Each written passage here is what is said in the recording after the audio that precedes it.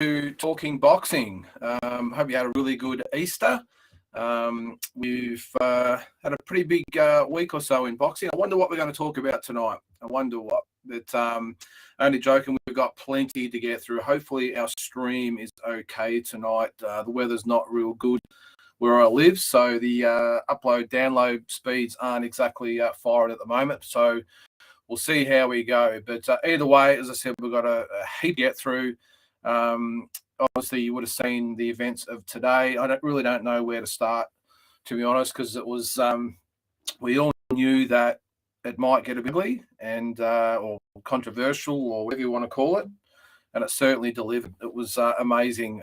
There's a lot of people saying that there could be fireworks and punches thrown. I was actually one of the ones that thought, being professional fighters, professional athletes, that they would behave themselves. But look, the hate is real. I said it today on our Instagram post. The hate is real.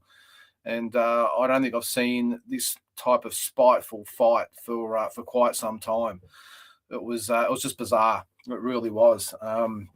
And I'm not sure either of them put themselves in the best of light. It was all going really well. I thought Mark Hammer Castanini did a really, really good job as the MC. I thought he played it really well. I thought he set the scene really well. I thought he, as always, is the ultimate professional. And for a while there, both fighters reacted well. They did what they were supposed to do, act like professionals, have their say. But poor old Mark, he probably made the mistake at the end saying, let's just give him one more crack at it.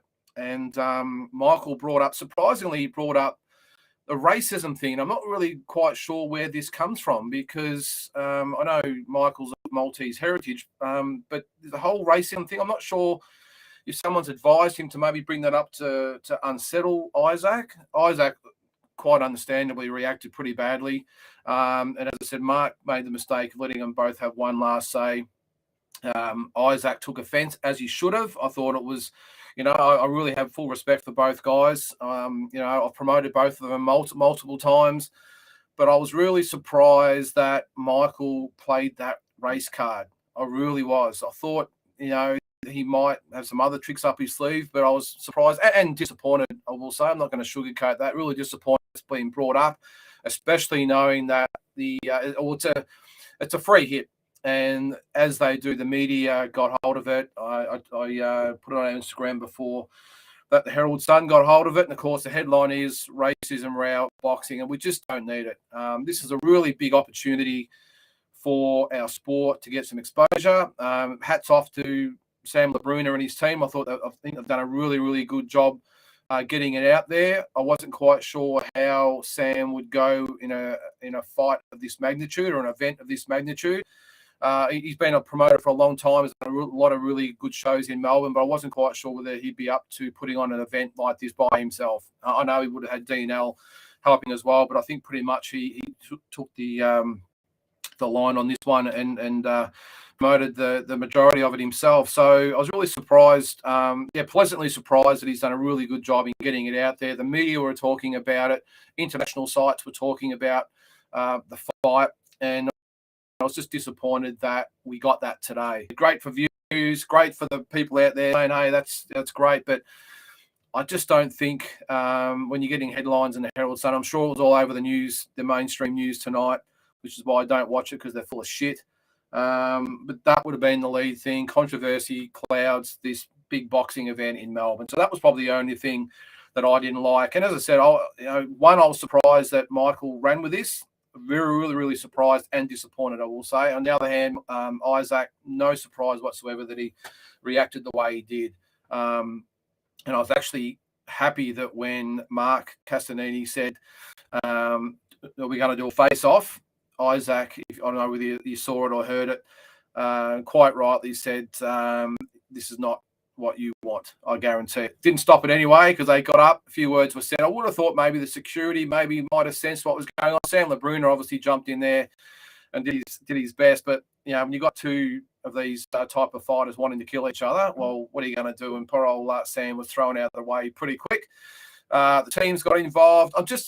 Look, I know we all love a bit of biffo and all that sort of stuff, but for what we're trying to build for the sport, I didn't really think it was a really good thing. What I'm actually going to do is, in case you didn't see it, I'm going to put it up. I'm just going to bring it up now if I can find it here. Where are we? If I can find it, I'm going to put it up for you guys to have a look at so you'll understand what I'm talking about. All right, here we go. I'll bring it up here. All right, here we go.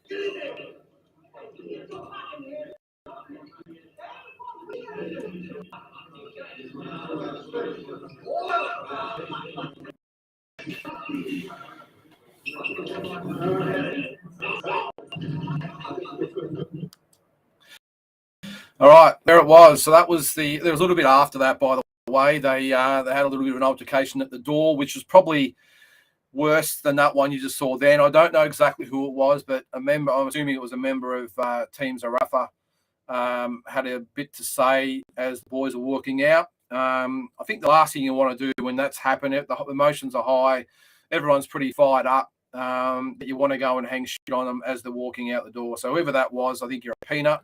It could have really escalated there because I think he might have pushed Blair Studley, I think, or said something to Blair. Something happened there, but Blair reacted very, very heatedly. You could see that there. So, so whoever that was, just grow old brain, will you? That was just really, really silly to do.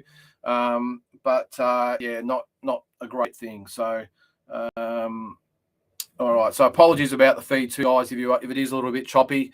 As I said, the internet's not great where I am because of the weather. Hopefully it'll get a little bit better as we go. So apologies about that. But yeah, just getting back to that, as I said, the guy that whoever said on the way out, you could see both Isaac and Blair were visibly pissed on the way out, and they reacted accordingly when the guy, I don't know whether he pushed him or said something. There was reports that he might have kicked Blair on the back of the leg. I don't know.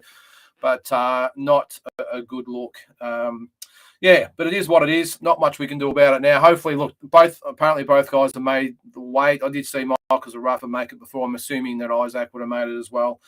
And we've got a fight. So it's going to be a big night. It's going to be really good. I'm going to actually be there. I'll try and get a little bit of footage to put on our Thursday show. But it should be a big night. And look, I must admit, I was one of the ones that thought the event might struggle in a venue of that size with the coverage at the start of the event. But, obviously things like today and other things that have happened, let's hope that we get a bumper crowd. Because as I said, I think the Bruner fight night have pleasantly managed to pull this off and do a really good job. As I said, I'm hoping that tomorrow is massive. Everyone seems to be going. Everyone seems to be covering it. And I don't think I've seen a fight so spiteful like this between two Aussie fighters in recent memory. I mean, you go way back to 1985, Lester Ellis and Barry Michael.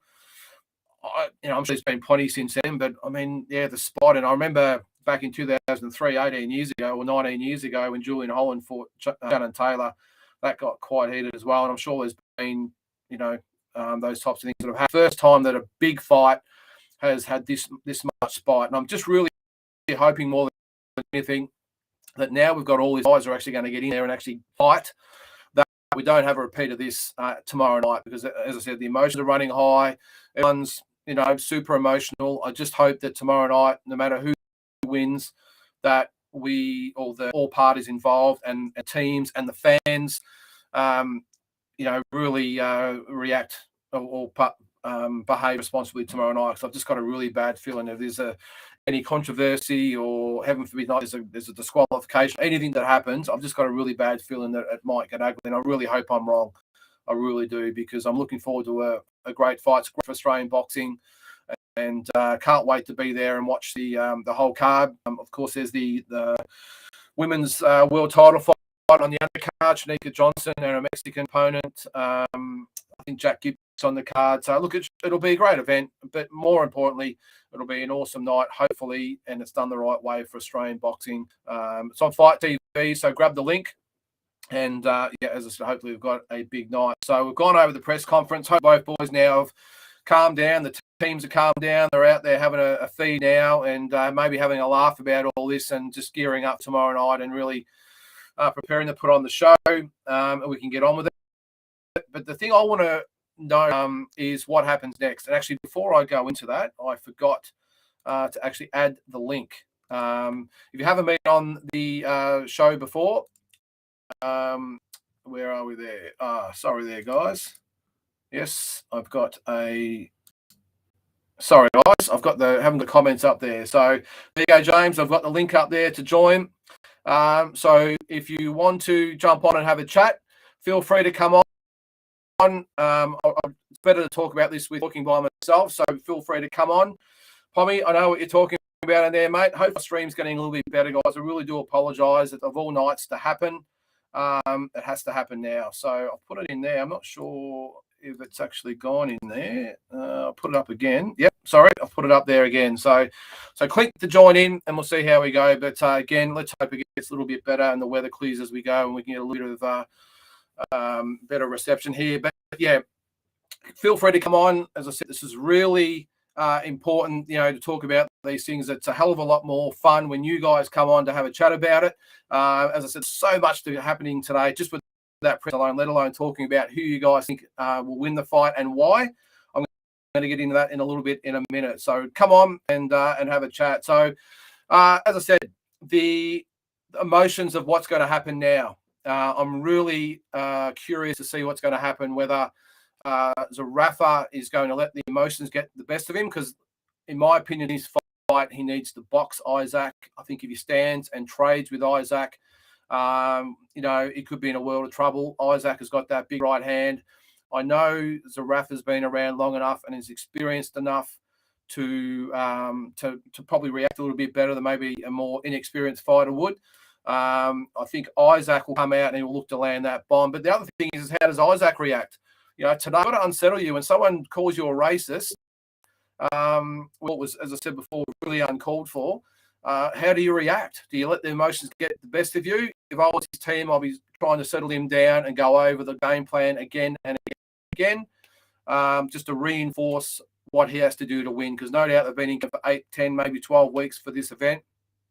So they would have had a really good or well-laid plan. You would Blair, I know up there is a really good trainer, so I'm sure he's got something up his sleeve. Sam LeBruner's been around a long time, very experienced trainer as well. I'm sure they've got something.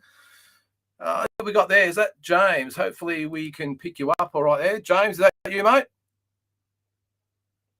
Have you got your microphone on there, buddy? I've got your camera, but I can't hear you. So I'm not sure what's happening there, mate. You need to click your volume. Yeah, Lyndon, how you going? Oh, there you go, mate. How are you, James? Oh, hang on. There you are. Can you hear me? Can you hear me there? No. Can you hear me now? I can hear you, mate. Can you hear me okay? I can hear you. I can hear you, buddy. If you hear me, mate, I can hear you loud and clear. Yeah, good. Thank you. Yourself, Lyndon? Really good, mate. I've talked to you a little bit on Instagram over the journey, but really good to have you on, mate. What's on your mind?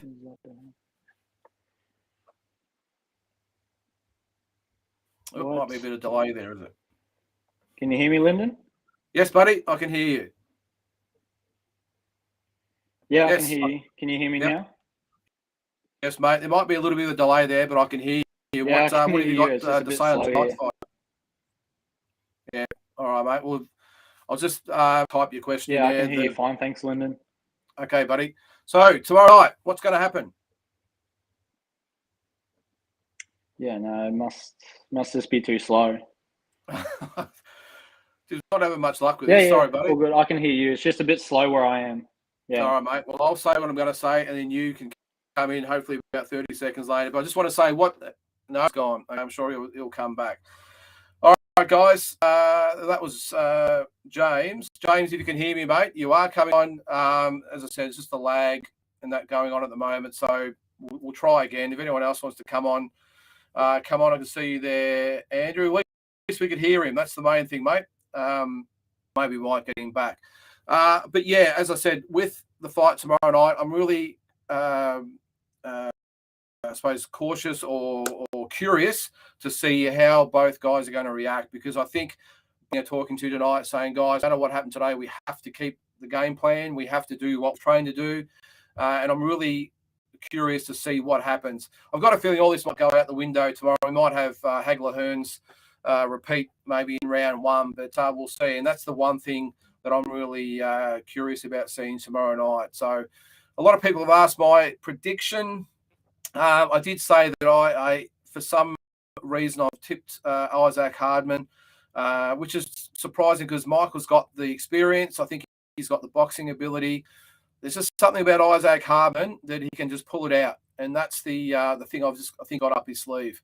I just think he's just got that X factor about him that he can pull that punch out. So who knows? Maybe he'll get his ears boxed off. That's the beauty of the fight, because who knows what's going to happen. So I'm forward to it. I think, correct me if I'm wrong, guys, but the coverage starts at 5 o'clock to Melbourne time. I don't think there's any daylight savings anywhere else at the moment. So 5 p.m. Melbourne time. It's on Fight TV. So make sure you get the fight, support it. It's just, look, it's a shame it's not on Fox Sports, of course. I think we all would have loved it to be on, but these things are in play. Fox Sports still aren't very happy with Michael Zerafa after the Tim Tszyu fiasco.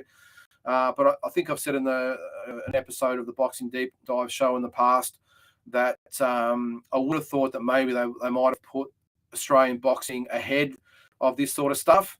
I know you've got to hold a grudge, and that's fine. But in the interest of Australian boxing, Fox Sports are trying to create or improve the visibility of Australian boxing, get behind it, and they've done a really good job with No Limit and DNL, or Tasman Fighters are in there as well. Ace Boxing on beIN Sports as well. So just really disappointed that they really didn't come to the party. Aside, good of Australian boxing.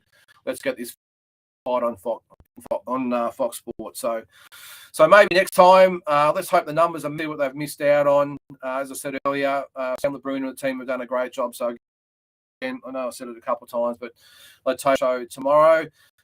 So my prediction, I've got a feeling that Isaac Hardman will win late round stoppage. I'm thinking. I don't think he can beat Zerafa on points, as strange as that might seem. I think that Zerafa builds up a lead. I think he's got the tools to keep Isaac at D.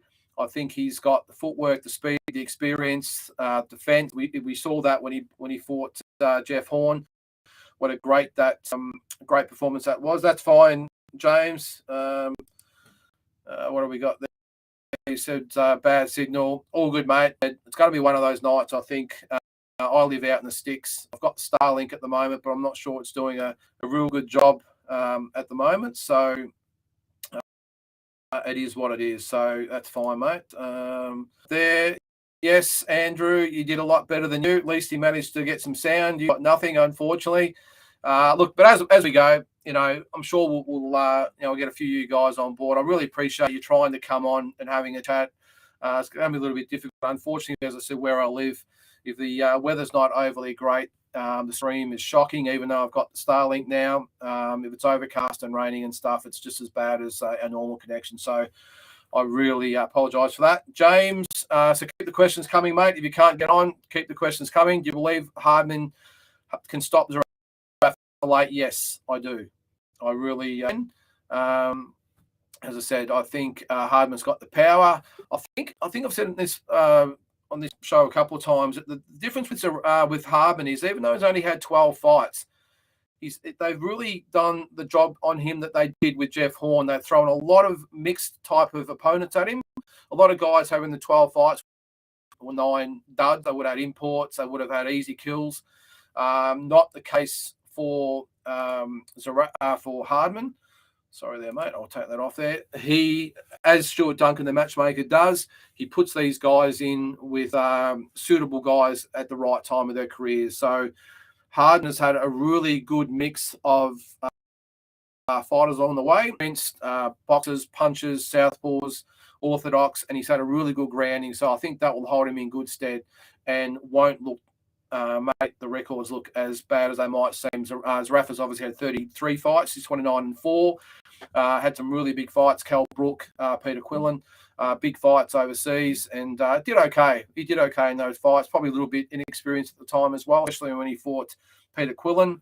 We all remember that. He got knocked out in that fight, but I think he was only 21, 22 at the time. So, but that's why I think Hardman's 12 fights is probably equivalent to maybe 20 fights, I would think. What do you got there, Andrew? Zerafa had a few title shots. Love to see Hardman have a go, but good luck to whoever wins. Don't worry, mate. You've been guaranteed that Hardman will have a go. That is one thing we can be sure of tomorrow night. He will have a well and truly go at Zerafa. So yeah, as I said, the experience level, 29-4 for Zerafa, 12-0 for Hardman. You can make the case that Zerafa's got the experience, but as I said, I think it just cancels out a little bit with the quality of opponents that Hardman's had in relation to Zerafa. I think if you take out maybe the top 7 or 8 opponents of Zerafa, I think it falls away pretty quick as far as the quality goes. But those big fights he's had against Quillen,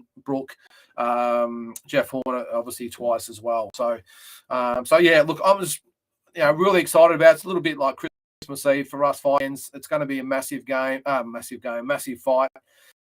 And I'm really looking what comes tomorrow night. So what I'm going to do is have a look at the undercard at the moment as it stands. Now, I'm pretty sure, correct me if I'm wrong, that Benjamin Bomber is out. I'm not sure, but I know they're looking for a super middleweight the other day.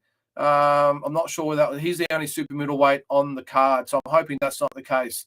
So to answer your question, Andrew, and sorry before I get that, yes, Pommy, great fight versus Cal Brook against your man, Cal Brook over there. He did pretty well. Look, he was outclassed, I think, a little bit for probably the first 6, 7, 8 rounds, but really come home pretty well.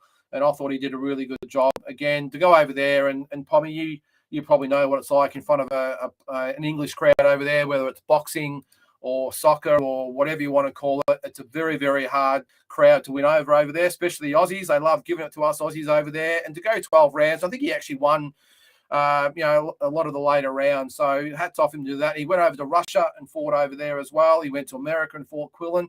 So he's not afraid. And this is what I've said in the past too. There's been things said about Zerafa that he's too scared to, or he was too scared to fight. So complete bullshit. No doubt at all, Zerafa is not one of those guys that will not take on the hard challenges, as evidenced by those fights there. I think we've gone over the Zoo fight so many times. Who is Sugar Neeks fighting? So I'm going to get to that now, mate. So obviously the main event is Zerafa and Hardman over 12 rounds. Shanika Johnson is fighting Melissa Esquivel, 12-2-1. She is not many knockouts though. She's only had the 4 KOs.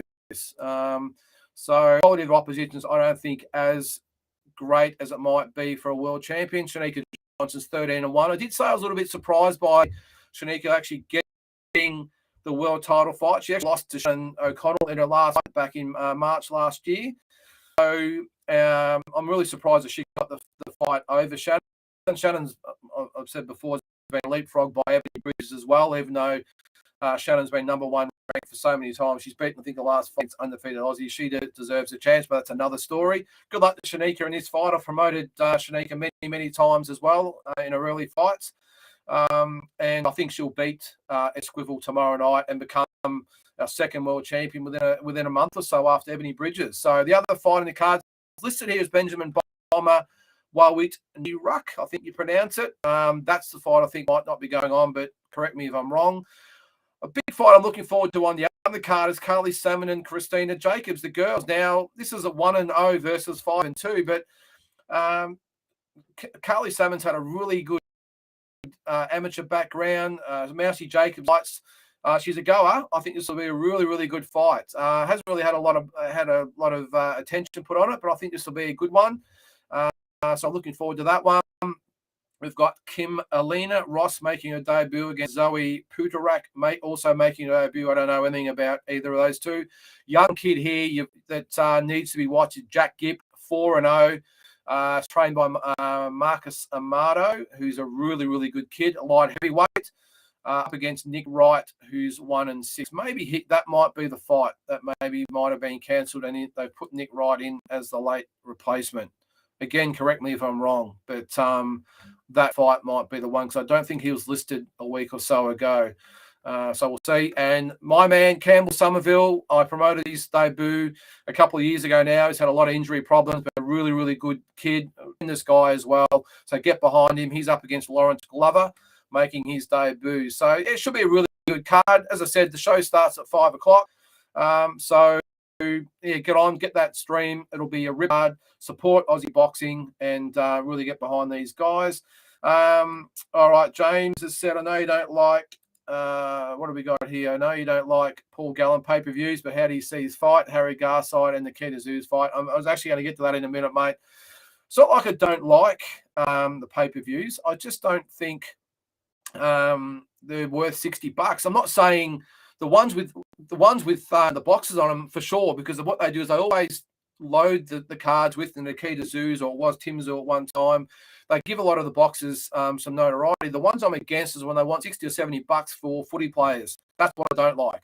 I think they did one at the end of last year. That's what I don't. Look, if you want to pay for it, go right ahead. But you're not going to get my $60. I'm going to save it and fight like the one we're going to have tomorrow night. So I think Paul Gallen's been great for boxing in general. I will say that in a platform to a lot of these guys that you're now seeing on these big Fox shows. So I'm not against that at all. I just don't like the all footy shows taking our dollars, because they're all guys that are just, that after the quick buck and a bit of fame and fortune, whatever it might be. I just don't like it. But this fight, this card with Paul Gallen, I'm all for it, because Nikita Tszyu is going to be on there. Harry Garside's going to be on there. I'm not sure whether Jade Mitchell will be on there. I did actually exchange messages with him today, so I should have probably asked him before coming on tonight. But I know Shannon O'Connell's waiting in the wings. I think she might be late May. Don't quote me on it, but she will be about then. So this next card, mate, May 11th. Let's talk about it while we're onto it. Yeah, it should be great. It was announced today that, or the press conference was today. It's interesting to into that they had it on at the same time as the Zerafa Hardman press conference. I don't know whether it was coincidence or a little bit of argy-bargy going on there, where the boys at No Limit are trying to say, hey, we're the big dogs in town, so let's just, put our foot down at who's in charge. What have we got there? So we've got James again fighting, 8 to 6 rounds. So I'm not sure whether that's one or it was a Jack Gibb one. I did see Stuart Duncan post the other night on social media that they were after a super middleweight or light heavyweight. So I'm not quite sure if it was Jack Gibb or Benjamin Bomber. Benjamin Bomber was actually in the gun today by a few people who thought he was the one that started the fight at the door as they were walking out, by the way, but it wasn't him. So don't send DMs to Benjamin, because it wasn't his fault. So I hope he's on tomorrow night, because I would love to see him fight Nikita Tszyu down the track. He's 4-0. Good puncher. I'm not quite sure he's the next Canelo, as I think they said at the press conference a month or so ago, but big future. I would really love to see him get a platform as well in some of these big Focos, or worse yet, on the streaming services as well, because we need these guys to get a following, and that's what's great about tomorrow night. A year ago, no one would have really heard of Isaac Hardman outside of the boxing circles. Everyone in Fox Sports, that was great, the boxing fans, but now he's in the Herald Sun. He was on 10 News, 7 News, I think, tonight as well. So these are guys we need to build up. And I actually promoted a little bit of story about Isaac Hardman. I promoted his second fight, I think it was. And he flew down on short notice and fought a young guy named Matt Sheehan. I think he'd had the one fight against Lula and knocked him out in the first round. I must admit, I thought, and Matt Sheehan I must admit that was maybe a one-off. He was an MMA fighter, had absolutely no reputation. However, he came down a late notice, knocked Lucas Miller out in the first round. Everyone put a little bit of luck. So we brought him down to fight Matt Sheehan. He was light heavweigght. So to put it in context, he's fighting at middleweight tomorrow night, which is 72 kilos. Matt Sheehan weighed, I think, 81 kilos for the fight. I'm pretty sure Isaac Hardman, he ate all the way down. He weighed close. I think he's still only coming at 76 or 77 kilos. So he came down, and guess what? Knocked him out in the first round again. So he's a bit of a party pooper, he's old Matt Sheehan. And is Isaac Hardman. And then I think the next month he fought another young kid, I think making his debut, or he might have had 2 or 3 fights. It was another young up-and-comer. And guess what? He knocked him out in the first round as well. So I've got full respect for Isaac Hardman, which is why I'm probably picking him tomorrow night. And not just that, just a really, really good down-to-earth guy. A bit like Michael Zerafa is. Both of them cop it from different sides about what sort of guys they are. I know Michael Zerafa, especially since the Tim Tszyu fiasco, has copped it. But look, if you get to know Michael, he's a really, really good guy. Probably haven't liked a lot of the stuff that I've been seeing in the lead up to this fight, but all that aside, he's a really good guy. He'll be the first one to, for a charity fundraiser or an event or an appearance or to take a photo. Really good guy. And Isaac Hardman's no different. I remember the night he came down and fought. It was an afternoon show. He fought. He, did the big wave, as he does, probably put it up the mat sheet, so was on the way out the ring. An hour later, got a taxi after a shower, got a taxi to the airport, jumped in a plane and went home. And that's Isaac Hardman for you. No rules, just gets the job done. And that's why he is a little bit misunderstood. And he's a really good guy. The amount of interviews this guy has done in the lead up to this fight with all the podcasts and the YouTube channels and everything else out there. Really, really good guy too. So with both these guys, don't sort of hold too much against them. So what do we got there? So Pommy, what do you got there, mate? I'm with you, Lyndon. $60 to see celebrities box. Yes, is a piss take. Do not mind if it's a stack card with youngsters, but when it's a cash grab, it's Mickey Mouse. Yep, 100%, mate. As I said, I'll be the first one to hand out my $60 or $70, whatever it might cost, to support local boxers, as all the fans out there should do as well.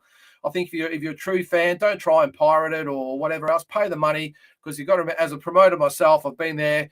All the money goes into these fights to give these guys the opponents. We all tend to whinge and moan when they're fighting imports or guys are losing records. To get these fights like we're seeing tomorrow night, we need to put the hand in the pocket, support the fighting cards, the cards with boxes on there, and the young guys are actually having a go. And that's why I think it's really good at the moment. We're seeing the Tasman Fighters card. I'm going to get that into that in a second. Seems like it was an eternity ago. It was last Wednesday, I think it was on. I'll go over that in a sec. But to get those type of cards, we need to put the hands in the pocket, buy these fights, because without the money, these fights like you're going to see tomorrow night just don't happen. So do your part. But yes, Pommy, to answer your question, get behind the cards with the actual fighters on it. Forget the footy-only fights unless it's actually got those young up-and-comers on the end of it. I will give Paul Gallen a bit of credit here. I've never met the guy, but I will take my hat off to him because he's made no secret. As a businessman, he's after the coin. But the fact, and I think he mentioned in the press conference, that without maybe his platform, maybe we wouldn't have seen the rapid rise of Tim Tszyu, because he was on a lot of those undercards with him. Maybe you wouldn't have seen the Liam Wilsons, these types of guys. You can see it now with Harry Garza as well. So, look, I take my hat off to Paul Gallen, because I don't think he's intentionally gone out of his way just to line his own pocket. He's tried to help Australian boxing at the same time with his platform and his identity. So, yep, I've got a lot of time for Paul Gallen. Just stay away from that other shit that they've been trying to feed us. James, what have we got there? Isaac is really down to earth. Yep, 100%. I messaged him wishing him luck for a fight, and ever since he always messages back, and he's a stand-up guy. Very, very good point. I've got some friends that worked for our shows that he's been on, that friended Isaac. They always reach out. He always messages them back.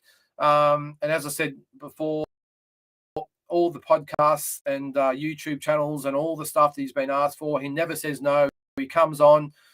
Really hard to front that press conference. You've got to put yourself in his position too. And if you're a boxer out there, you'll know what I'm talking about. It's the day of the weigh-in. He's probably come down from 85, 86 kilos. He's making 72 kilos. So I've been there and done that myself. He would have been dry. He'd be starving hungry. He'd be thirsty as hell. He'd be pissed off. The nerves are starting to kick in, and they want to front a press conference, and then he gets called a racist. Can you understand maybe why he was a little bit pissed and tensions were a little bit high? So I was looking at him in that press conference and I was thinking, why are they doing a press conference the day of the weigh-in? Do it yesterday before he has to cut those last few kilos. And if he's come down from that amount of weight, I've got no doubt that since yesterday he's probably lost 5 kilos, if not 6. and maybe I'm even being generous in those figures too. When you're coming down from those types of weight, you usually lose those last 5 or 6 in the 24 to 48 hours before the weigh-in. So to have him sit there today, hostile Zerafa crowd, all the cameras in his face, being asked questions that he probably didn't want to answer. He probably just wanted to get out and rest and make weight and be done with it all. And for him to actually do what he did today, and Michael Zerafa the same, of course. As I said, I'm not quite sure why they did the press conference today instead of yesterday. But anyway, to answer your question, James, he is a stand-up guy. He's an awesome fella, as is Zerafa. And that's why I don't judge either one of them too hard by what happened today. Liam, I'm not sure I've had a question from you before. I hope I pronounced your name right there, Liam, I think it is. The recent run of shows Fox have put on have been fantastic, even matchmaking, no Mickey Mouse and entertainment, almost like our version of Showbox. Yes, 100%. And whether it's No Limit, whether it's Tasman Fighters / DNL, or whether it's Ace Boxing, or in this case, Sam Laruna Fight Night, 100% agree that it's one thing to put these fights on TV. It's another one to actually have quality fights. And I've been just with the quality we've had. Again, I'll get to the Tasman Fighters card last week in a second. But just really, really good shows. I'm not quite sure whether No Limit paved the way for this, because their shows have been unbelievably good with the matchmaking. All the money they're getting from the pay-per-views and from Fox and sponsorship and everything else, they've tipped back into the shows, and that's why it gathers momentum. One show rolls into the next, and we're getting quality after quality after quality. And I, for one, hats off and applaud No Limit for starters, but then Tasman Fighters following sports with Ace Boxing as well. So I'm with you, Liam. Very, very well said. Pommy, $100 to see Sonny Bill. And hey, I'm with you, mate. I'll probably pay $200 for that. I did find that quite amusing, I must admit, that Jake Paul actually mentioned Sonny Bill Williams. I think he actually called him Sonny Williams. But anyway, Sonny Bill. I'm not quite sure, why Sonny Bill would be on his radar, because in the States, no one would really know who Sonny Bill is. So the promotions would all be one-way traffic, unlike the UFC fighters that have got a bit of notoriety over there, even though he hasn't actually fought a boxer yet. I'm a little bit perplexed why he would say Sonny Williams. And on the flip side, I think Sonny Bill's quite possibly got the ability to knock Jake Paul out. I'm still not impressed with Jake Paul at all. If you've watched these in the past, you know I'm not a big fan of the YouTube thing. I will say, having said that full respect to the guys themselves for being really good businessmen. I really just don't like the way they treat our sport as a bit of a circus act. That's what I don't like.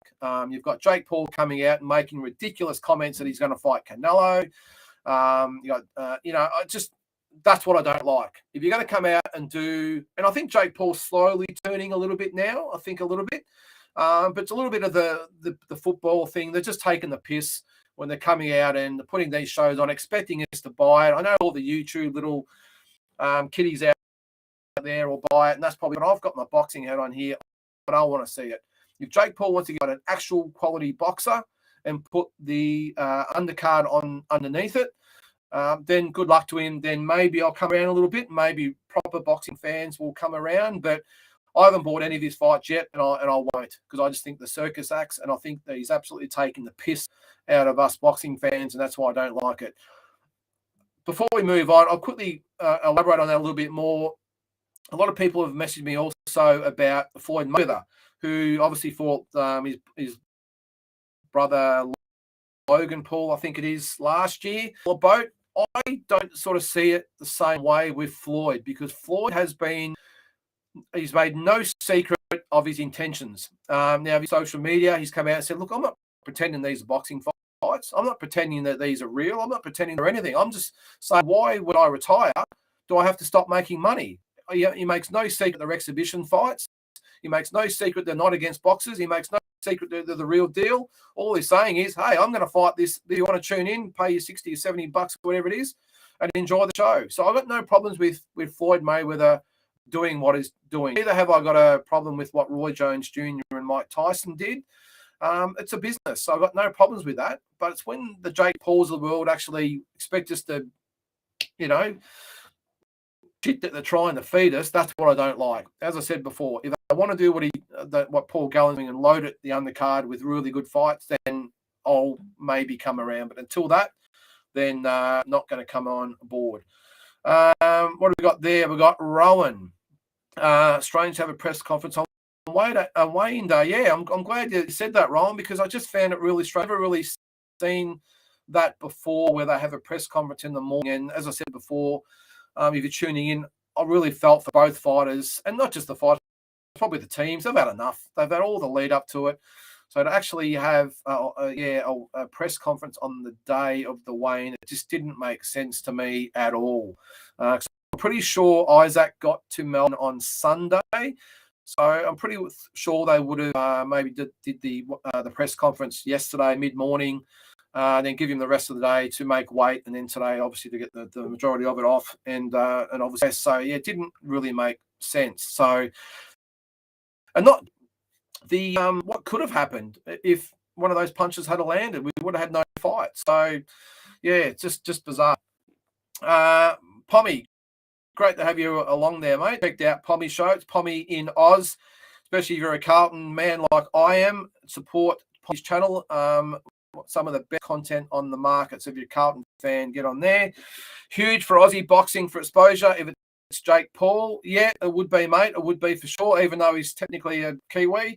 Anyway, it would be great to have him. I think it makes sense for Jake Paul. Fights part-timer. Sonny's a boxer in his own right, so easy to make that fight. Yeah, it is, mate, yeah. But hopefully he does get that fight. I think it'd be great. But I think Jake Paul reading that in 2 seconds flat, because I think Sonny Bill has the punch to put him away. Just ask Barry Hall. So we'll see what happens with Jake Paul. Look, I will say he's probably got some ability that I think you can build on. Don't get me wrong. But until he actually fights a proper boxer, sorry, I won't pay 1 cent to watch his fight. So that's where I stand. Again, guys, if you want to actually come on, probably not the best tonight with the reception, but look, Fabe, with the comments in the section there, because I'll answer the questions as best as I can. Now, again, on the Gallen do card, so I'll just pull that up here. I did have it up there a sec, but I just got rid of it for the other card. It is, so Paul Gallen will fight Melbourne's, if I can get this right, Chris Tozewski. He is a big top boxer fighter with Brian Amatruda. He is 10-1-1. So his record is actually quite impressive. He's actually had 8 KOs. So the guy can obviously punch. His one loss was a 5th round stoppage to Fago Apaloo, which is Django, I think it is. Apaloo, who's trained by Steve Della and Luke Meldon up in Fortitude in Brisbane. So, and Django is a really good puncher as well. So that was about 3 years ago, 2.5 years ago.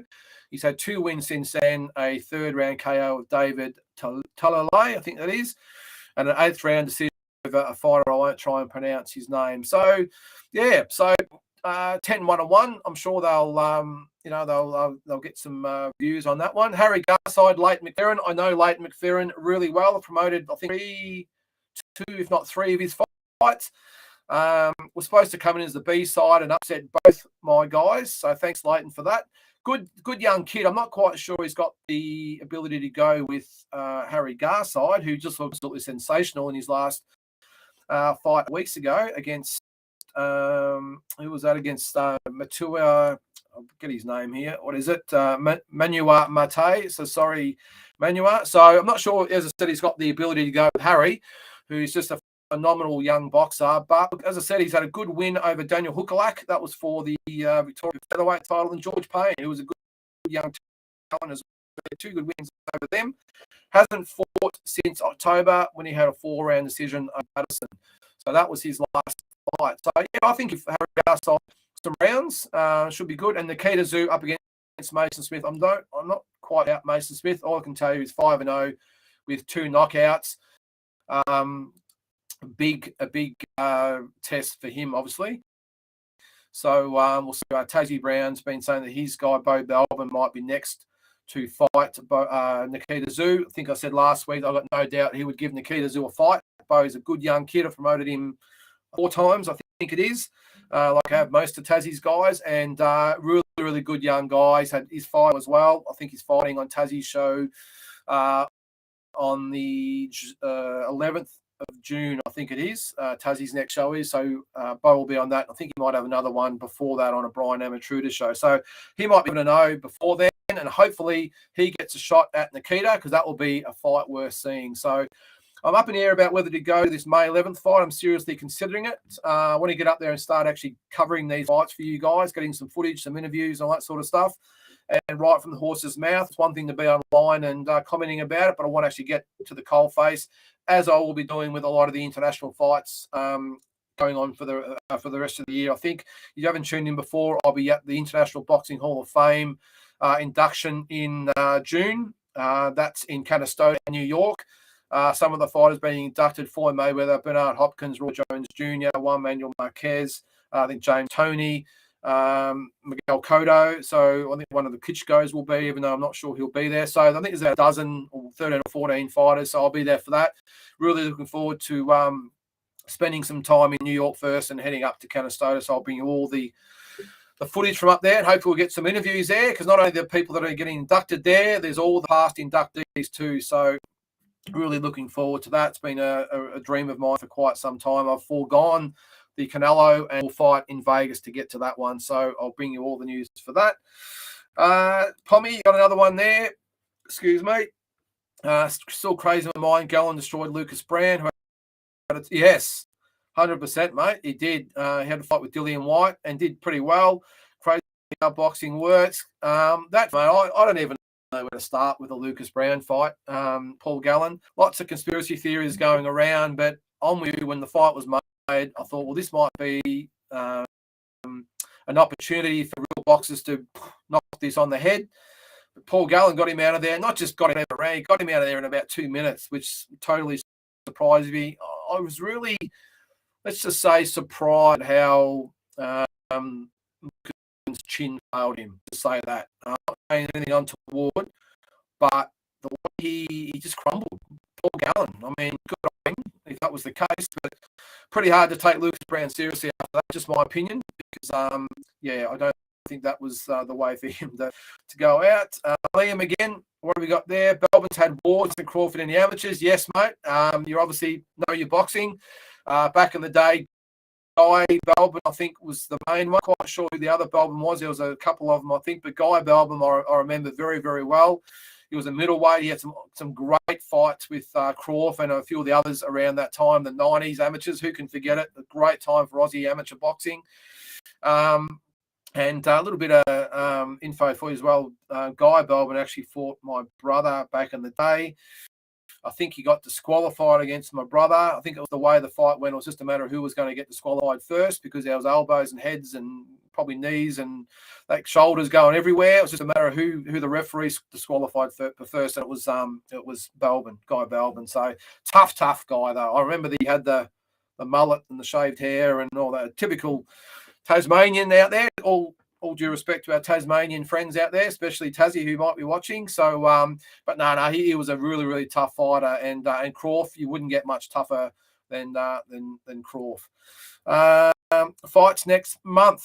Blake Minto's had to withdraw. Is that right, James? I didn't know that. Has had to withdraw against Stevie Spark. I obviously haven't got any word on the replacement, mate. I didn't know that it happened.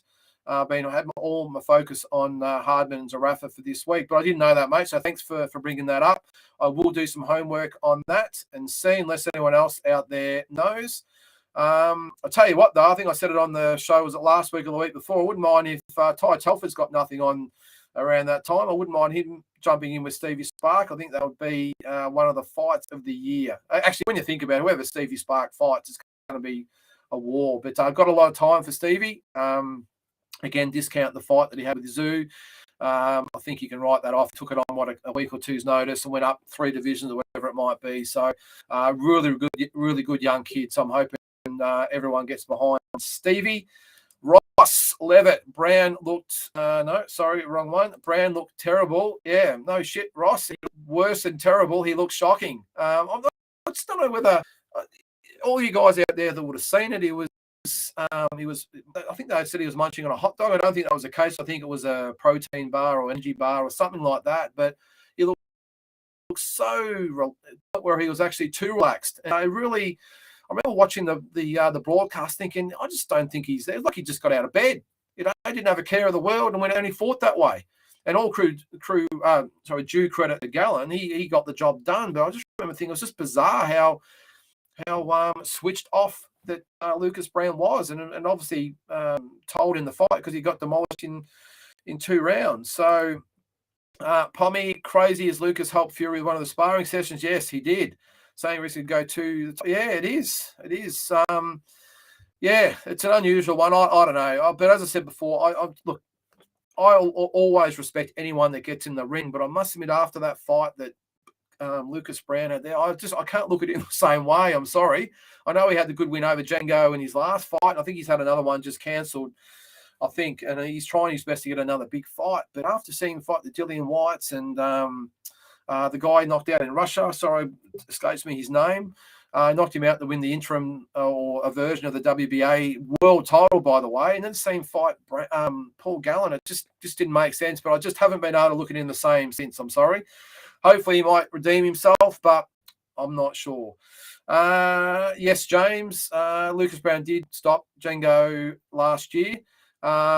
Didn't look overly great in that fight, though. I think he lost probably, was it the first 4, if not 5 rounds from memory. Really took a while to hit his straps. He really struggled to get out of first gear. And lucky it was a 10-round fight because Django's not exactly known for his cardio ability over the journey. He's more of a banger. He likes to get people out of there early and tends to fade as he goes. He looks sluggish. I think from memory, it might have been the 7th round, correct me if I'm wrong, that he got him out of there. It took a round to get his timing, Lucas, but when he started to let his hands go, it was all over. But yeah, but a really peculiar effort from that one. Tyson Fury for Dillian Whyte should be, yes. I've got that on my list here to talk about. I'd be interested to see who you guys think is going to win that. I strangely enough think Whyte is an outside chance. Now, I love Tyson Fury. I think he's the biggest breath of fresh air this sport's had for quite some time. He's just a showman. He's got all the charisma. He is just a lovely human being.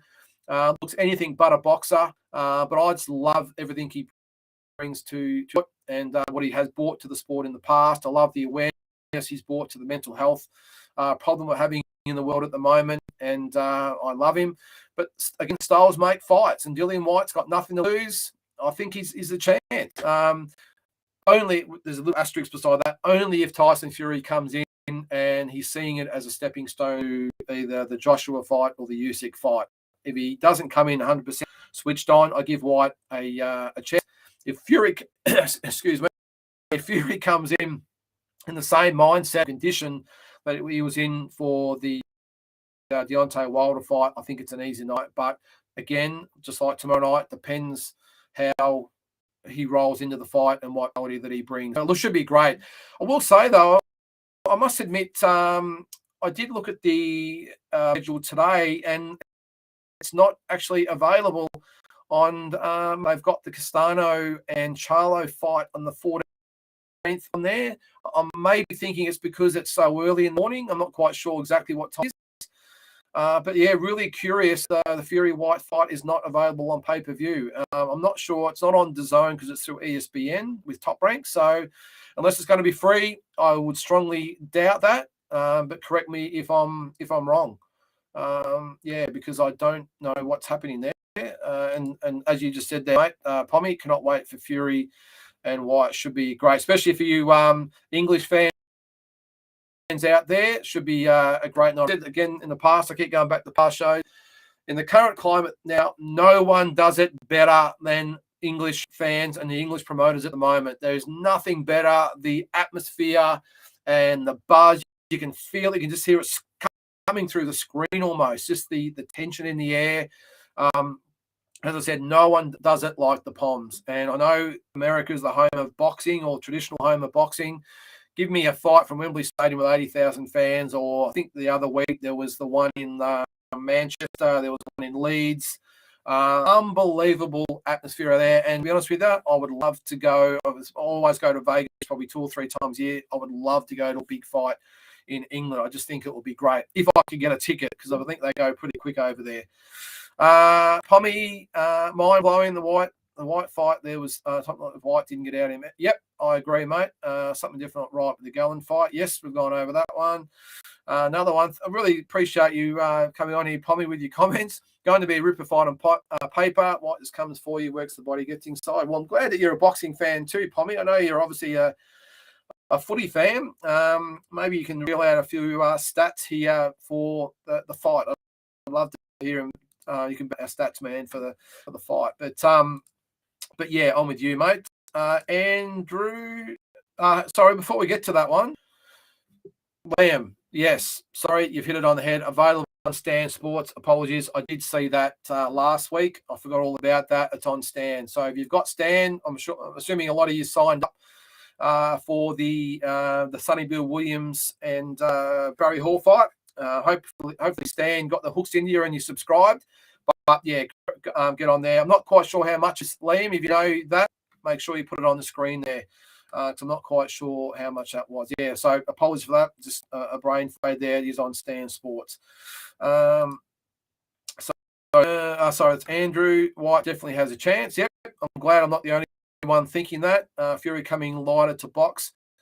He is dangerous, mate. He is very dangerous on the inside, and we've seen that he can punch. Fury, I will say, is probably not the type of guy. I know he's dropped a couple of times by Deontay Wilder, but I don't think White is as big a puncher as Wilder. I might be wrong. I know he did. But as I said, it depends on what Fury turns up. If it's the same one that had mindset and conditioning against Wilder, I think he gets a job pretty comfortably. I just hope he doesn't turn up.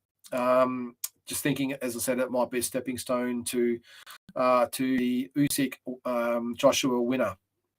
Secret to Pom's really beer good. I love it, mate. I'm not sure whether you've been to a fight in England. If you have, no. I just love the way they sing. They've got a song for every single thing that happens on the night. I love the way. One thing I do love is the way they get behind the events and their fighters. It doesn't matter where they put the fights or who's on them. They really do. I won't say put Australians to shame, but they really show us how far we've got to go to get behind fighters and the events. I think you put an Aussie fighter on, or a fight like tomorrow night that's on. Yeah, you've got the diehards and hangers on that'll just latch on to the event. But in England, it just seems like if there's a fight on, they can put them in a 20,000 arena anywhere in England and they pack it out, and it's a massive event. So I really admire the way the Pommies get behind their fighters over there. So one day. But if you have been to a fight, Tommy, let me know. Called you Tommy there. All right. One thing I will get to, guys, is last week's fight card. And that was, I'll just bring it up again here if I can. Just quickly, I'll go over last week's fight. Really, really good event. Tasman Fighters really doing some good things for Australian boxing at the moment. Last week, Dana Cool lost a 10-round decision to Ender Luces. I don't know what you guys thought. We did do a bit of Instagram poll after fight, and I think 75% of you guys thought it was really, really close. I thought maybe it could have been a draw.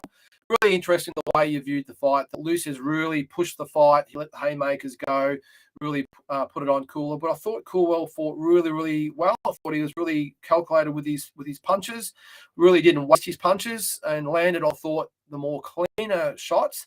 But Luces with his work rate, I think, no arguments with him getting the decision. Just on Dana Coolwell, look, he's now 7-2. I really don't think there's any cause for panic for Dana. I hope he's not having any, because he's had losses. He lost a really close fight. It was to he won his last fight with that grock out of Miles Zalewski. Blake Wiley was the fight that he had a really, really close decision over 8 rounds. I thought he might have got that, to be honest with you. But no disgrace being 7-2. He's got a lot of fights left in him, and I think he's a good young kid. I wouldn't worry about that loss at all. It's not like he's lost to just anyone. He's had 2 losses to really back. Jason Whyte, the undercard, I'm not quite sure what to make of him. He's a really good guy, but he hasn't really had a test yet. He's 9-0. Sorry, he's now 10-0. But I'm really not sure what to make of his fight so far. He hasn't really had a test. I think I'm going to reserve judgment on Jason until I see him in there with someone more so up to his standard. Now he's had 10 fights. I would think that Tasman will start to step up the competition. Obviously, his view or goal is to fight Jai Patai down the track. I think he's a long way off that. Jai Patai's obviously got a lot bigger fish to fry at the moment. I think he's a massive chance in his fight, by the way. So when that gets scheduled again, I think he's a massive chance. I don't think, judging by his answer to what he thought of Jason Whyte after the fight, really said a lot as far as him having the intentions of fighting Jason down the track. I don't think he really sees him on his level, which come across in his answer. So we'll see what happens there. But yeah, Jason, 2nd round knockout, but I really want to see him fight someone with a bit more substance. I didn't see the Benny Kite Ben Horn fight. It wasn't televised, but I spoke to Steve Della, who trains Ben Kite, the morning after the fight. Really impressed with Benny. He was really happy, but I think they're going to do it again. So that was good. That's for the Australian welterweight title. The other fight on the undercard, I'll get to first, though. Andre Mikhailovich with the 1st round knockout of King Davidson. This guy's been touted as a possible fight with the winner of Hardman Zerafa. I'm not sure whether that's going to be on the horizon. It might be a long way down the track. I don't think either one of them are going to want to fight Mikhailovich until they've won the world title, and maybe Mikhailovich probably had another couple of wins. Although knowing Dean Lonigan, he'll have him geared up to fight the winner within 12 months, I would say, which is why he's obviously on these cards. So we'll see what happens there. Jerome Pampalooni beat Lucas Miller over 10 rounds. I thought that Lucas Miller did a real job to survive because he looked in all sorts of trouble early. Pampalooni, yeah, I can see a bit there. I'd probably like to see him fight against someone of a little bit more quality than Lucas. Lucas is a good fighter, but probably more at the state sort of level, I would think, rather than the national level, with all due respect to Lucas, because he's got a really good record. But I think Pampalooni, he did what he had to do, got a unanimous 10-round decision, but I'll again reserve judgment until I see him fight someone a little bit higher up the pecking order. And the other one, Eric Sokolov, the Viking, with a 10-round decision over Liam Pope. It was a split decision. Alan Simpson and Phil Austin, whereas Phil Austin had it 96-94, Steve Marshall 96-95, Steve Marshall 4-96 for his opponent. I must admit, I didn't see it that close, I must say. I mean, Liam Pope, very, very good young kid. No disgrace losing to the Vikings. I'm sure he'll be back, but I must admit, I thought maybe after the first probably 3 or 4 rounds, I thought that the Sokolov pretty much won the round, bar maybe one. So I would think maybe 7 rounds to 3, for my opinion. But how good's this kid as an entertainer? The crowd loved him. I think he's of Ukrainian heritage. He was I think he grew up in Germany, though, but now he's come to Australia and has settled again at the Fortitude Gym up there with Steve and Luke Meldon. Really good kid. He's now moved to 4-0. Liam Pope's 3-1. Maybe they might have a rematch. I'm not sure, but you'll be seeing both these guys down the track. Only problem is that I'm not quite sure there's a lot of competition at super bantamweight at the moment. So Tasman Fighters doing some great things as well. Really happy that they're raising their game as well. And I think May 7th is the next Ace boxing show. So we'll talk about this week. So much to talk about. Conor Benn, we haven't really got time to go over him. Looks the goods. I'm not quite sure the opposition's been great so far, especially on the weekend. Chris Van Heerd, probably good maybe 5 or 6 years ago. Very, very much past it now, I would think. So that was a bit of an easy kill for Conor. I know they're talking about him fighting Cal Brook next. So we'll see what happens there. But another big fight for you guys. Tommy, what do you got to say there? You used to go regularly back home. Is that right? Okay. And you were there for Nikita. So you're there for Costa versus Hatton. Wow, that would have been amazing. Paul Ingle, yep. Really, really good fighter back then. Was Paul. North of England loves its boxing when it checks some Aussie ones. Yeah, well, mate. If you ever want to go to the fights in Melbourne, I'm sure we can hook you up, mate, with some of our contacts.